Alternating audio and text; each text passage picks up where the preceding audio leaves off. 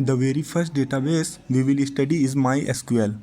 One important point to remember is that MySQL is a database system, and to work with it we use a language called SQL. SQL is not a database, it is a language used to communicate with the database. You can imagine a database as a folder that contains many files, and we give that folder the name database. Now, if we want to add, update or delete data inside this database, we cannot directly touch the folder. We need a translator in between, and that translator is SQL. Using SQL, we can interact with the database and perform all the necessary operations. As developers, this means we will rely on SQL to access and modify data within the database. So what exactly is a database? A database is a collection of data arranged in a format that can be easily accessed. In the past, before databases existed, all information was stored in files. Government offices and banks, for example, maintained physical paper files. Later, with the arrival of computers, those physical files turned into digital files and folders. While this system worked for smaller amounts of data, it was not sufficient when organizations grew larger. A bank, for instance, may need to handle data for thousands or even millions of customers.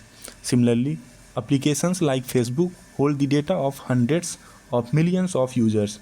Clearly, storing such massive amounts of information in simple files or on a single computer was no longer practical.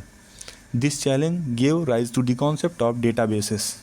Databases not only allow us to store large volumes of data, but they also provide many additional features. They offer security, ensuring that data inside a database is more secure than data stored in a simple file or folder on a personal computer. They also provide scalability. For example, if our application suddenly becomes popular and millions of new users join, a database has the capability to scale and handle this growth. At the same time, databases make it much easier to work with data because operations such as adding, updating, or deleting information can be performed very simply compared to managing raw files. It teaches us the proper and practical way of dealing with the data in actual software systems. At this point, we also need to understand another important term, DBMS, which stands for Database Management System. A DBMS is essentially an additional layer that sits on the top of the database. The database itself stores all the data, but in order to access and manage this data effectively, we need a system of operations, commands, and functions. This organized layer is what we call the DBMS. Within the DBMS, SQL queries are used to retrieve, insert, update, and delete data.